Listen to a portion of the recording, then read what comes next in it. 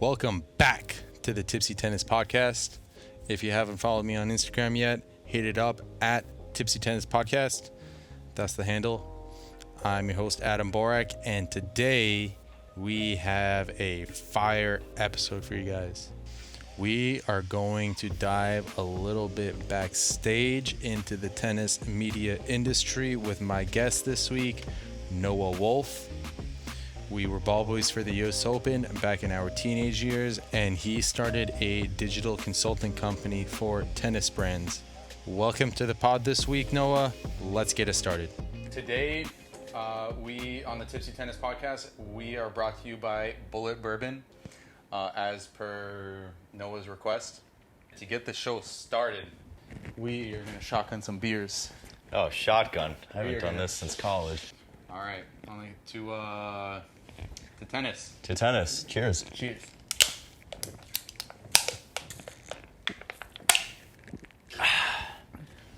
I guess I won. Oh, man. Some things never change. Oh. You think it's going to end and it just doesn't. Oh. All right, let's get the show started. So you work in media now, right? What? Tell us what you do for. You travel a little bit to tournaments. Sorry. You hang out with pros. You meet pros. You interview pros. Tell us a little bit about that. Sorry, I'm processing my beer here.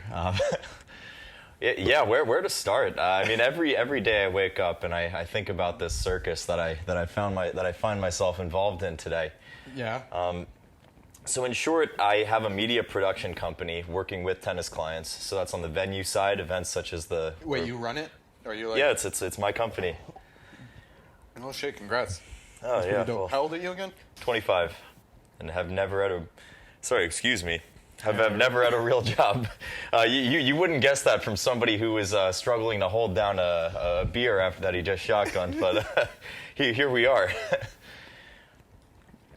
So you started a media company. That's pretty dope. Yeah. So now, where is that taking you? Where has that taken me? Well, all around the U.S. And to France as well. I was working with Lacoste for a little bit as well on the brand side. They were actually one of my early clients, and now my partner from over there actually works with me as a consultant contractor doing some projects here and there in Florida. Uh-huh. So that's been really cool for us. But overall what we do is we consult with brands, with venues, and with events, doing everything from top of the funnel social media video production all the way through sales conversions. So from when you, say, see a tournament's Instagram ad, we would produce that creative, all the way through managing the sales journey to the point where you're, say, willing to buy a ticket. So that's what we do. And then I myself work as an MC and a host in the tennis space. Mm-hmm. So I travel around to a couple events at the tour level, and then also do a couple of... Challenger? Not challengers. I'm not sure what you would call them, but USTA events, and then also things like Les Petitas, which is a top flight junior tournament, mm-hmm. And then kind of special activations as well. So we do some things down in Florida and in California as well. Ballboying. I want to dig into that a little bit. Yes. You know, that's how I got my start doing what I do on the event side now. Oh yeah. In short, so is really two things that kind of happened side by side. Mm-hmm. So I guess the first part, I studied broadcast and digital journalism in college. Okay, when I graduated, I wanted to say I was going to do sports media. I was going to be a local TV sports anchor. That was my career path. Like Barstool? Not quite like Barstool. More like local NBC affiliate. Okay. And on the flip side, what I had really wanted out of my life, out of my career, is to be involved, of course, in the content creation side and be on camera. I mean, that was my dream. But also to be involved in the business side of things. And mm-hmm. I had this research project that I had done over my junior and senior year, and when push came to shove, I had this advisor who told me that what my research was, which was the best practices to engage younger demographic audiences through digital content. Say that 10 times fast. That's a mouthful. All right, ready? Sure. Memology. Memology. Oh, fair enough. Okay. It's a study of, I don't even remember what you said.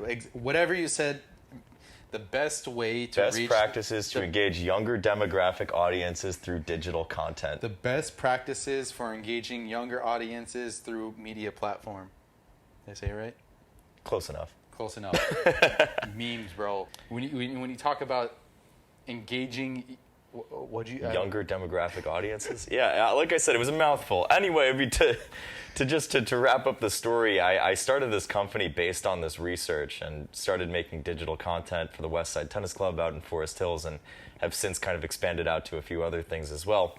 But so that really was the first prong of the business. And it was really funny. Luke Jensen, former director of racket sports there, was a huge mentor and a friend there who plugged me into a couple other tennis places as well and a couple of events. NYJTL Bronx Open is a story for another time. Anyway, so while this company growth was, to answer your original question, while this company... Was it just you, or did you yeah, I started, it was just myself. It was just myself, and I've since kind of grown it into this animal with... 3/4 full time and a couple of contractors too. That's solid. So it's been good. It's been good. And Congrats. So thanks. But yeah, at the same time that this was going on, this was the U.S. Open 2019. I was there making videos with Luke Jensen. This was my first year on the media side. I did a video on the Ball Kids too. It was so fun. The 2019 U.S. Open, my first year on the media side, was honestly my favorite U.S. Open. Who won it that year? That's a great question. Was it Djokovic? I want to say Novak. Did he beat Federer in the final? That was the last one Federer played, maybe. 2019. What's the last? Oh, we have to look this up. Yeah. I'll pull it up. It's funny. The two tennis guys can't remember who won the Open in 2019. Dude, you tell me a year and a player, and I'll tell you how they did. While I look this up, give me a year and a player and a Grand Slam. And I'll tell you how they did that year. 1971 U.S. Open. Let's not go that far. Like 2012 and on, or 10. 2012. 2010. You're 12 picking years. you're picking the years where you ballboyed. A dozen years going across the entire board. 2019. Go. 2014. 2014. Women's. Who won the U.S. Open? Serena Williams. Yeah, Serena. That was her started dominance there, right? Or not start, but it was during her when she won 5 in a row. She won. I think it was 4 in a row. 4 in a row. Excuse me. 4 in a row. Clijsters was right before that, and then after that, Panetta. Remember that? Panetta. Yes, I do remember the Panetta one. Irani. Yeah, and Irani. Yeah, that was the year afterwards. Nobody showed up to that final. Oh, Nadal won it in 2019. Nadal won in 2019, of course. He beat Medvedev. Yes. Oh my God, that match. That was Medvedev's first final, wasn't it? Yes. At a Grand Slam, yeah. I have viewing parties for all of the Grand Slam finals where I have a projector. We create a drinking game out of it where like every time somebody double faults, you take a drink. My favorite one in that is whenever somebody challenges a call, you need to guess whether it's in or out. And then if you're wrong, you got to finish your drink. That's an aggressive drinking game right there. But if you get it right, you're good.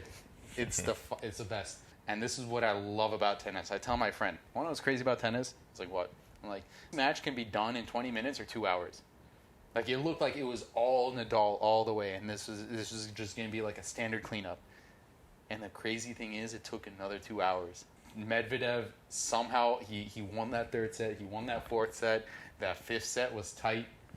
That was really his announcement, or him announcing his arrival among those top guys, I thought. Have you ever interviewed him? No, I've never actually been on court with Medvedev. Funny enough, I've been around him. It's actually funny. As a ball boy, I had one of his matches. I want to say on Grandstand or 17 before he was maybe. I mean, he was top 50 at that point, but definitely wasn't anybody yet. And I just remember. He was just like such a funny guy on court. I mean, as a ball boy, where you look at the mannerisms of every player. Yeah, of course. I think one of the coolest matches I ball boyed was Kyrgios and Kokkinakis in juniors. Remember Camilo? I do, yeah. He ball boyed for Del Potro, and then 2 years later, he won the U.S. Open.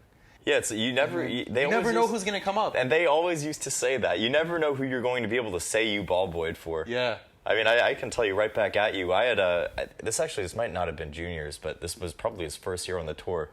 Sasha Zverev kept having me run his dad water bottles in the stands on a night. His dad? To his dad. I would on the changeover. This happened, I'm not kidding, 3 times during the course of this match. I took a water from the special water that we weren't allowed to take from. The Evian. Yep, the Evian. Oh, and you always knew you had it made when you were stealing an Evian from somewhere. But I took water to his dad 3 times, and then you look at everything that's happened since, and you say, "Wow, yeah, I was your water bitch for a minute." That was your water. What's your like craziest, funniest Ballboy story?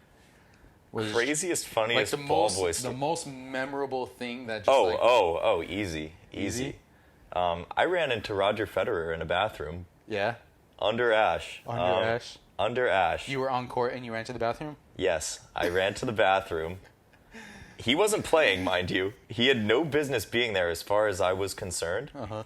I'm in the bathroom in my uniform with my credential, and he walks in like I finished up. Your dick is out and Federer is like, yo, nice watch.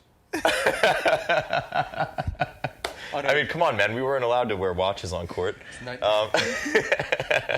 Federer's dick was out and you're like, hey, nice watch. Ah, okay, other way around. Well, I mean, not exactly as vulgar as that, but Rolex. I kind of looked at him, and he looked at me. And then you looked at him. I said, hey, and he kind of gave me a nod and a smile, and that was really the extent of the interaction. Starstruck?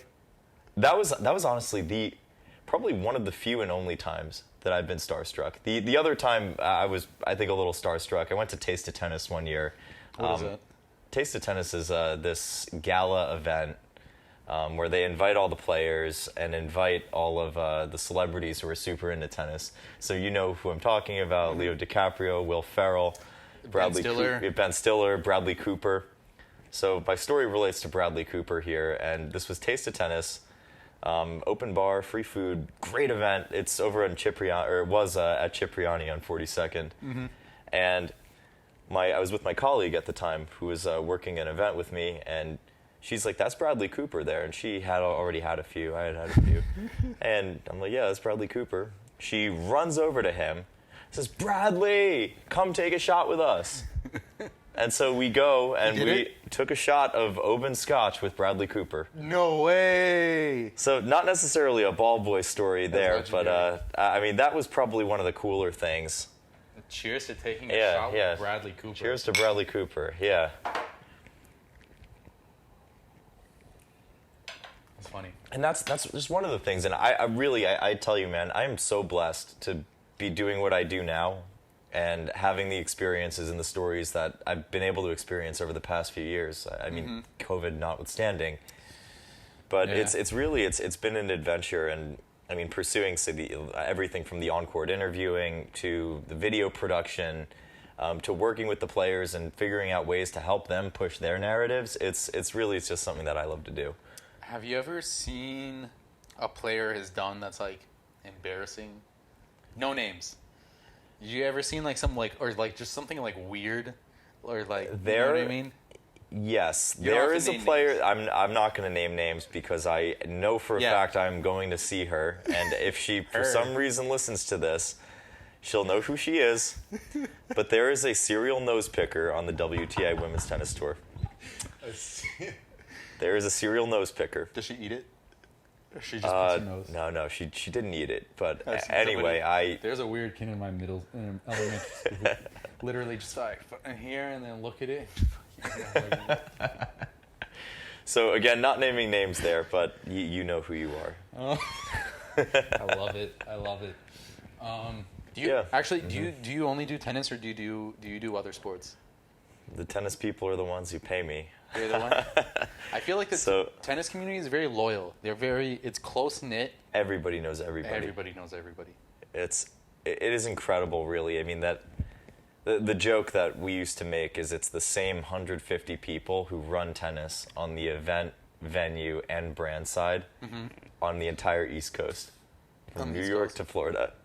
The same 150 people you'll deal with in some capacity or another. And well, I mean, I think that 150 number might be a little low. If it's like 500, I don't think that's a stretch. I kind of feel like USTA monopolized American tennis, and then you see like UTR like kind of break through, and they're legit. Well, one, I think what UTR is doing is really freaking cool. I love it. I'm pro UTR. I think what UTR and honestly also USTA do is they democratize the game. There are so many pathways to get involved in tennis, and even if you're not necessarily, it's not just like the pros to the juniors. Even if you look at the competitive adult programming that USTA puts out. Leagues. I played in some leagues. I really want to do it. I mean, right now I'm so out of tennis shape. I'd play like a set and probably drop. But anyway, that's for another time. But I think what these organizations are doing, and UTR, with effectively what they're doing is creating open events at the local and regional level, is exactly what tennis needs. And what it does is I think it engages a whole demographic of tennis, tennis players, I should say, that would otherwise not be picking up a racket and playing with any kind of competitive drive. Yeah, I think a lot of the barriers for tennis are slowly getting broken down with a lot of these programs. And I'll say, this will be my shameless USTA plug, is that what they're doing and at the community level too, with the diversity, equity, and inclusion programs is incredible. And I say that, I mean, I think it's really, really cool to say, okay, we know who's already interested in tennis, but who's the next crop of tennis fans? Who's the next crop of players who are going to drive the sport forward? And I think that they have a really good pulse on that. Those are our friends over at USTA. Not because we contracted with them. It's the truth. It's the truth. Cheers to USTA. I mean, grew up playing with them. We still have to get on a court. I feel like you'd wipe me right now, but it would be fun. So originally, the first episode, I filmed it on a tennis court. So I did it at Prospect Park, and when we were trying to figure out like a location for this, and I like the idea of using like a tennis court as a background because it's kind of like a moving background, you know, and it kind of sets the scene. After the podcast, I want to do a thing where I challenge my guest to a tiebreaker. And we're going to be playing tipsy tennis. Now we're going to tipsy tennis. We're playing tipsy tennis. You know, the Syracuse club tennis team actually did have a thing like that. Oh yeah, for us at Fordham, Fridays were tipsy tennis day.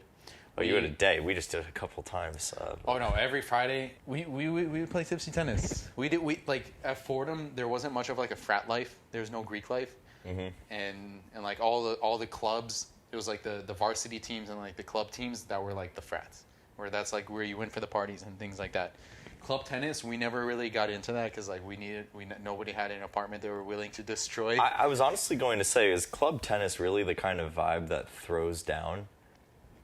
Yes. Tennis players fucking throw down. There was this one guy, Jake Sisonkin.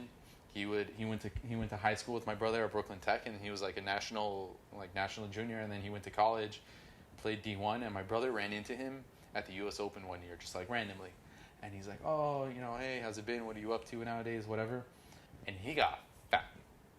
And I'm not trying to trash on him, but these are his words. And he's like, during the tennis season, everything, like you're training, you're going to the gym every day, you're playing tennis. When it's off season, everybody just fucking drinks and parties. And then you lose all of that weight getting ready for the season. You know, I'm a big fan of the 80-20 rule. What's that? 80% good, 20% drinking or degeneracy or whatever your vice may be. It's a balance. See, I could never let myself go. Because if I did that, I knew I wouldn't be able to get it back. Oh, yeah? So in college, for example, I mean, and again, I don't want to overstate my level of athleticism. I mean, trust me, I was never all that, but definitely did take care of myself. I said that I would drink vodka and not beer because I didn't want the carbs. I mean, I'll swear by it. I mean, liquor is the way to go. You know, actually, I should confess that was an utter lie. I have shotgunned a beer since college. I actually remember it was about a year ago, actually, when we re-signed the lease. We're currently in my apartment. I shotgunned a beer with one of my friends out there. That was the last time I shotgunned. So it's been a year. Before that, it was college. Yeah, before that, it was college. Well, you're in luck. Uh-oh. I got 2 more beers. Right here. This feels like fraternity hazing. We got 2 more beers. I think we're about halfway through the show. I think it's time we do another round. How do you feel about that? I'm game if you're game. I mean, I feel like you're just going for redemption at this point. I mean, because I smoked you on the first one. You know, I didn't realize this is a competition, but now that I know. That's what it was. You didn't necessarily have the flow. Yeah. Physically, I couldn't win. Mother. he shook my beer right there. Oh God.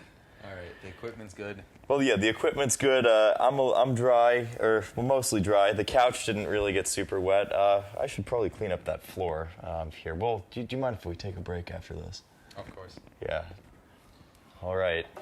All right. So, for anybody who thinks that tennis is a pussy sport, I guess you're looking at two former club athletes here. We're varsity athletes here. No, we got the making of a club athlete. Making of a club athlete. Okay, cheers to that. 3, 2, 1.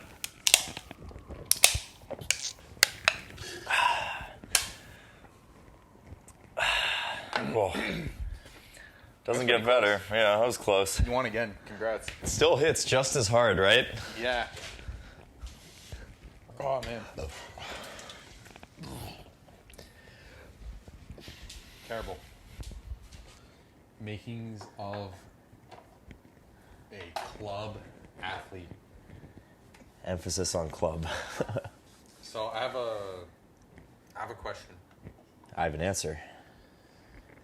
If you can change one rule about tennis, professional tennis, what would you change? And it could be for, like, better for the sport, something that's more entertaining. Oh, that's a great question there. I would say, and all the tennis purists out there are going to hate me for this. Okay. Take away the concept of a second serve.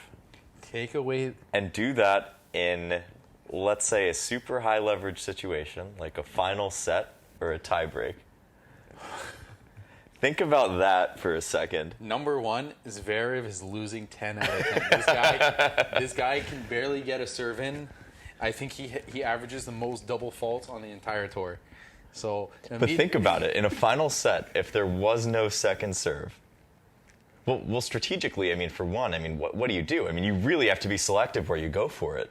You take away the second serve, you're playing a lot more points. Well, because suddenly you don't necessarily go aggressive with your serve. Exactly. Or on the flip side, is you just super hone your serve. Think about it. Super hone it. Yeah, think about it. I mean, if you're able to, let's say you serve at 75%, which is pretty damn good, regardless of level, like on a first serve. That's still gonna win you most games. If you think about it, if you're winning 3 out of 4 points on your first serve, think about it. If you're able to make your first serve 75% of the time, that's great. Win 3 out of 4 of those points in a game. Statistically speaking, I think like 65% is that golden number that you want to get your first serve percentage in. Not points won, just you go lower than that, then you're missing too many first serves. You go higher than that, you're elite. Not even. No, if you have a 90% first serve percentage, honestly, I think that's too high because that means you're not taking enough risk on your first serve. And or you're just what if you're just superhuman? I mean, like I'm gonna shoot you down here as somebody. I mean, not saying I have a tennis pedigree or anything. I just talk about tennis, and that's how I make my living. But I mean, I think that if you're serving at 90% on your first serve, and of course, I'm not talking about dinking it in, to use a pickleball term there, but if you're serving at 90% on your first serve and bringing it, say, at 85% of your maximum capacity, I'd say that's pretty freaking good. That's pretty good. That's pretty good. And you're probably going to win most of your points like that. I did the numbers in my head because Zverev, first serve, bomb. Great first serve, one of the best servers. If you break it down, statistically speaking, for a guy like Zverev to just only do first serves and you're getting it at 60% of the time in, you're hitting a little bit 1/2, but... Well, it would be single faulting in this case. Single faulting. You look at his statistics of the percentage of points won off of his first serve is like 85, 90%. If you want to take the time and actually break down the math, statistically speaking, it's more efficient for Zverev to hit 2 first serves than to hit a first serve and then a second serve. Because then you're also taking into account the amount of second serve points won. You run those numbers, and I could tell you there's a 5 to 10% efficiency in Zverev's game if he only hits first serves. That's kind of like what Moneyball is about. Remember, you seen that movie? Of course, yeah. Well, it's a matter for them physics. Like, I mean, come on, if you're 6'10", 6'11", I mean, you're not exactly going to be the best mover, or you're not going to be able to. But like, name an amazing server who's under 6'4". Kyrgios is what, 6'5"? Yeah. An amazing server under 6'4". You know, I'm going to say Prime Roger. Roger could bring it at 130 and place it on a dime. What other players have you seen that's like, oh, he's smaller than I thought, or he's bigger than I thought? Well, Diego is listed at 5'7", and I'm going to tell you Diego Schwartzman is not 5'7". So he's taller, right? No, he's shorter. He's shorter? I would say Diego is about 5'5", if I had to estimate. I'm look at his ATP. I bet you he's listed at 5'7". Diego Schwartzman listed 5'7", at 5'7". I mean, serve placement and consistency. If no you're matter Diego what. Schwartzman, how are you returning like an Opelka kick serve? Yes. Oh my God. I mean, I do not think Diego Schwartzman is 5'7". And on that bombshell, we bring this episode to a close. If you haven't already, check out the Instagram at Tipsy Tennis Podcast. If you listen until the end, thank you for making it this far. Much appreciated. And I will catch you guys next time. Stay tipsy.